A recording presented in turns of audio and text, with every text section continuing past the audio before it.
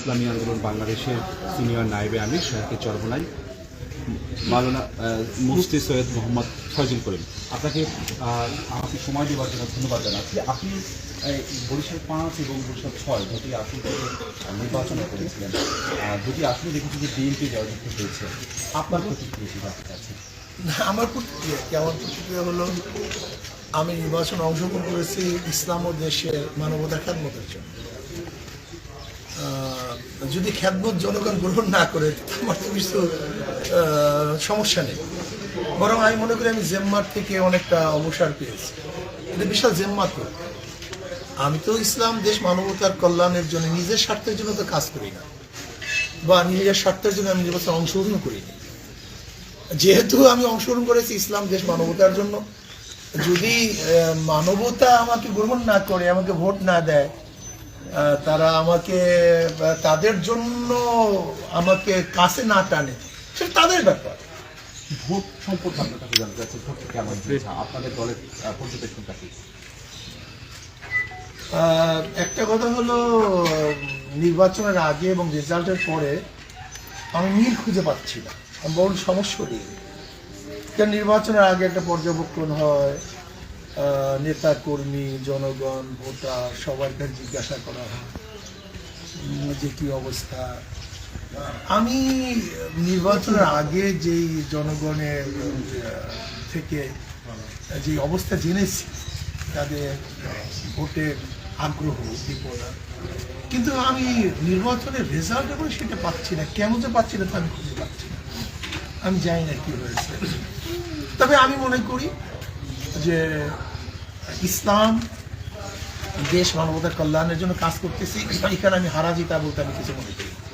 আমি মনে করি আমি সবসময় উইন করতেছি। আমরা তো আরেকটু সুনির্দিষ্টভাবে জানতে চাই যে ভোটের পরিবেশ, নির্বাচন কমিশনের ভোটের আয়োজন, আইন শৃঙ্খলা বাহিনীর তৎপরতা, এই বিষয়ে আপনার পর্যবেক্ষণ কি, আপনার দলের পর্যবেক্ষণ? বাহ্যিক দৃষ্টিতে আমার কাছে ভালোই লাগছে, বাহ্যিক দৃষ্টিতে ভালোই লাগছে, কিন্তু আমি মনে করি নির্বাচনের পরে কিছু শৃঙ্খল মানুষ তারা সমস্যার সৃষ্টি করতেছে, মব সৃষ্টি করতেছে। যেন আমাদের শায়েস্তাবাদ, আমাদের মঞ্জিল ফরাজেকে, মঞ্জিল ভাইকে কিছু দুষ্কৃতিকারী বিএনপি তারা তাকে মারধর করছে, আমাদের 3 জন নেতাকর্মীকে মারধর করছে। আর ভোট পরবর্তী বিভিন্ন জায়গায় হামলা চালানো হচ্ছে বলে অভিযোগ করছেন। আমি অভিযোগ করছি, আমি বিএনপিকে বলবো স্পষ্ট, বেশি ভালো না, বেশি ভালো না। বিএনপিকে অবশ্যই মনে রাখতে হবে, মানুষ এই জুলুম অত্যাচার থেকে নিরাপত্তা চায়, নিস্তার চায়। যদি কেউ কাউকে সাপোর্টই করতে না পারে, তাহলে নির্বাচন কেন? তাহলে আপনার গণতন্ত্রের কথা বলেন, কেউ তাকে সাপোর্ট করতেই পারে, কিন্তু দেখা যায় আমাকে সাপোর্ট করার কারণে এবং সেখানে হাত পাকা বিজয় হওয়ার কারণে ওই গুন্ডারা ক্ষিপ্ত হয়েছে যে আমরা নেতাকে দেখাতে পারলাম না, আমরা ফাঁস করতে পারিনি। এই গুন্ডাতন্ত্র যেন বাংলাদেশে না হয়, এটা আমি জনাব তারেক জিয়াকে অনুরোধ করব, এই গুন্ডাতন্ত্র থেকে বাংলাদেশকে হেফাজত করতে হবে। তাহলে কি ফলাফল কি আপনারা যেটা এসেছে সেটা কি আপনারা নিয়েছেন? আরে ভাই, এটা আমি তো আগেই বললাম যে ফলাফল যেটা হয়েছে, যে নির্বাচনের আগে এবং নির্বাচনের পরের সাথে মিল পাচ্ছি। কাজে এখন সরকার যে ডিক্লেয়ার করছে সেটা ভিন্ন কথা, কিন্তু আমি বললাম যে নির্বাচনের আগে যে অবস্থা দেখছি, নির্বাচনের পরে রেজাল্টের সাথে কেউ না, আমাদের কোনো নেতা কর্মী, সাধারণ ভোটার কেউ কোনো মিল খুঁজে পাচ্ছে না। কি হয়েছে না হয়েছে সেটা সরকার জানে। তবে তো অবশ্যই সরকার ডিক্লেয়ার দিলে আমি তার আন্দোলন করবো না, এটা নিয়ে কিছু করবো না। পরবর্তীতে আপনাদের দলের বা আপনার পদক্ষেপ কি থাকবে আগামীর কর্মপরিকল্পনার যদি কথা বলতে? ইসলাম ও ক্ষমতার সাথে যারা থাকতে চায়, ইসলাম আগে ক্ষমতা পরে, ইসলাম ও ক্ষমতার সাথে যারা থাকতে চায়, ইসলামী আন্দোলন বাংলাদেশের সাথে তার থাকবে, চরমনের সাথে থাকবে। আর যারা ক্ষমতা ইসলামের সাথে থাকতে চায়, তার অন্য কোনো কথা। আমরা ইসলামকে প্রায়োরিটি দেবো, ইসলাম আগে, তারপরে কেউ ইসলাম পরে। কাজে আমি বাংলাদেশের জনগণকে আহ্বান করবো, যারা ইসলাম ও ক্ষমতা চান, তার ইসলামী আন্দোলন সংযুক্ত। ইনশাআল্লাহ আজকে হোক কালকে হোক আমরা বিজয় হবই হবে।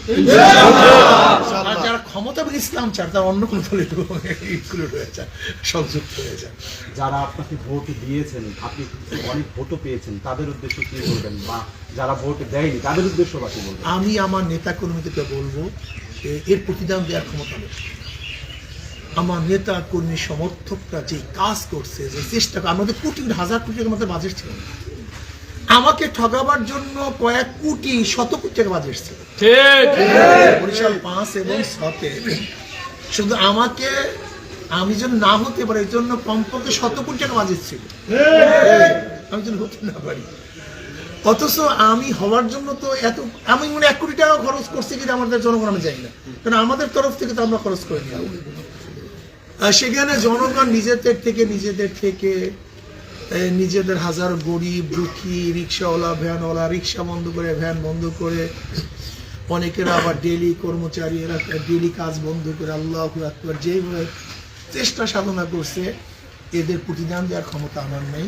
শুধু আমি আল্লাহর কাছে বলবো, আল্লাহ যেন তাদেরকে ভরপুর প্রতিদান করে। আর যারা ইসলাম ও মানবতার জন্য, ইসলামের জন্য, দেশের জন্য, মানবতার জন্য ভোট দিয়েছে, আমি মনে করি এদের চেয়ে দামি, এদের চেয়ে মেধাবী, এদের চেয়ে জ্ঞানী দ্বিতীয় কোনো ভোটার আছে বলে আমি মনে করি না। কারণ এরা স্বার্থর বাহিরে, কারণ তারা জানে যে আমরা জোটের মধ্যে নাই, সেখানে আমরা ক্ষমতায় যেতে পারবো না, এটা তাদের জানা আছে।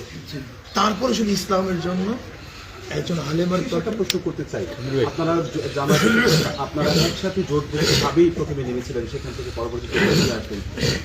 এখন কি কোনো আসলে মনে হয় যে সেখান থেকে বেরিয়ে আসাটা বা জোটবদ্ধভাবে নির্বাচন করলে আরো বেশি আপনারা আসন পেতেন? কোনো কি মনে হয় এই ধরনের কোনো? অবশ্য জোটভুক্ত নির্বাচনকাল আসন বেশি পেতাম, আদর্শ আমরা বর্জন করতাম, আমাদের আদর্শ জ্বলন। জামাতের সাথে ঐক্যবদ্ধ জোটবদ্ধ নির্বাচন করলে অবশ্যই সিট বেশি পেতাম, কোনো সন্দেহ নেই। লেকিন আমরা আদর্শ পরাজিত, আর আমরা এখন একক নির্বাচন করার কারণে আসন কম পেয়েছি, কিন্তু আমার আদর্শ বিজয় হয়েছে।